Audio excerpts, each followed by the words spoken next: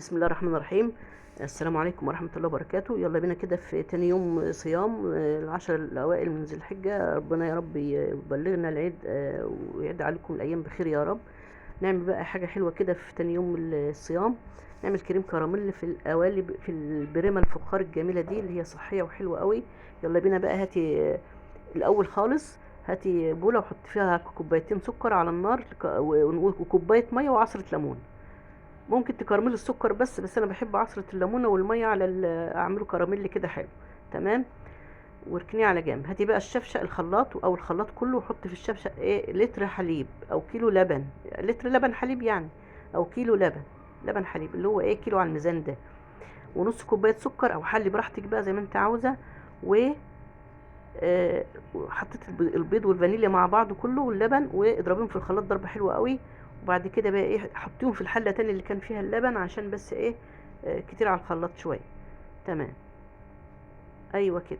هنعبيهم في الحله تاني، اللي هو الحله اللي هي فيها اللبن، اللي كان فيها اللبن دي، بس هنصفيهم عشان كده، هنصفيهم عشان الرغوه بتاعتها دي. يعني حاول تشيل الرغوه، مع ان الصفيه ما شالتش رغوه ولا حاجه، بس حاول تشيل الرغوه. هو كده كده مش هتعمل حاجه، مش هتاثر بحاجه صراحه يعني. تمام كده.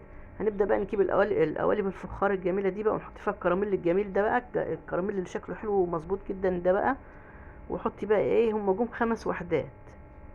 اعملي بقى تبع تبع اسرتك يعني. حطي بقى الكراميل، لو بتحبي الكراميل كتير بقى حطي كده، زودي. عشان هو الكراميل بصراحه يعني هو جميل جدا الكراميل نفسه بقى كمان. وعبي بقى اللبن بالشكل ده كده. بعد كده دخلي النار على اعلى درجة حرارة 200، 100 زي تبع درجة حرارة الفرن بتاعتك. وسيبيه لما يبقى كراميل كده، كريم كراميل جميل كده من اللي احنا بنحبه الجميل ده. بس هو طبعا طعم تاني وشكل تاني في الابرمة دي. بصراحة يعني الابرمة دي جميلة جدا في الاكل وصحية وحلوة قوي، وبتوزع الاكل حلو، بتوزع الحرارة في الاكل حلو قوي. ليه بقى؟ انا بعمل فيها الخضار كله، اللي هي البسله، البطاطس، جميع الخضار الطبيخ. و... وبعمل فيها المعمر جميل قوي.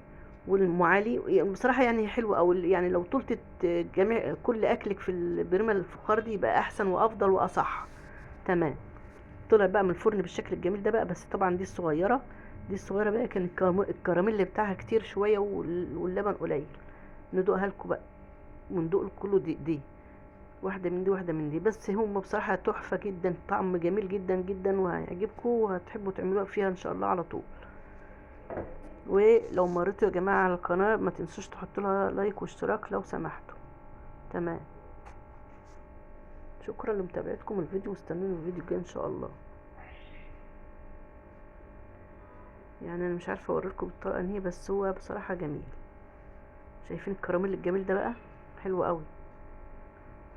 الف هنا.